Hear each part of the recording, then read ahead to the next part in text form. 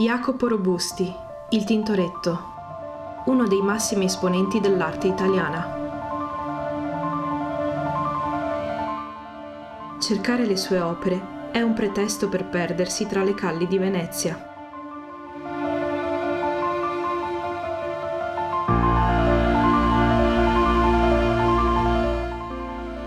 La chiesa di San Simeone Profeta, per i veneziani San Simeon Grando. La chiesa di San Simeone Profeta non attira gli sguardi, però è molto antica.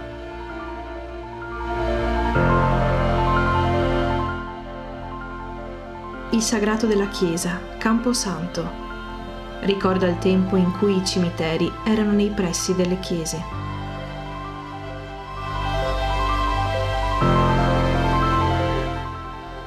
All'interno, un'ultima cena del Tintoretto. Il committente sembra essere la figura sulla sinistra.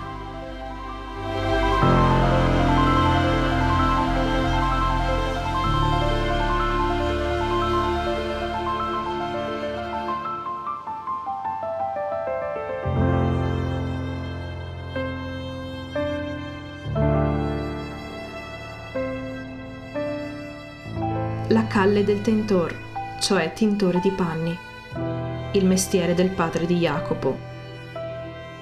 Jacopo, soprannominato Tintorello e Tintoretto perché un po' gracile.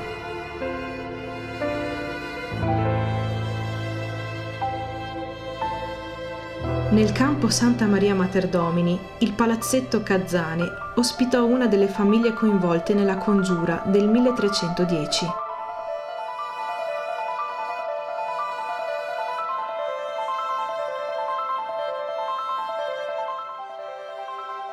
Il leone, ora rimosso, il simbolo della colpevolezza. La facciata della chiesa Santa Maria Mater Domini non si trova sul campo, ma sulla calle a fianco. All'interno, una grande tela ricorda un momento dimenticato della storia cattolica. Il ritrovamento della croce di Cristo da parte di Elena, madre di Costantino.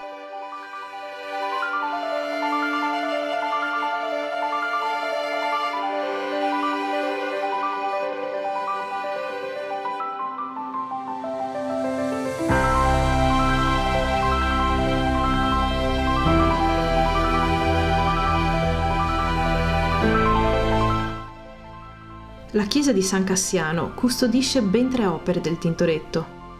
La Resurrezione con i santi Cassiano e Cecilia del 1565.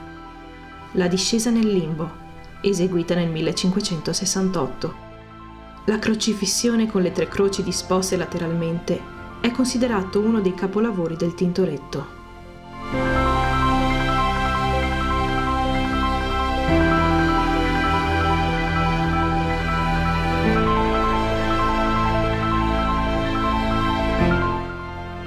Finisce qui il nostro primo appuntamento con il Tintoretto.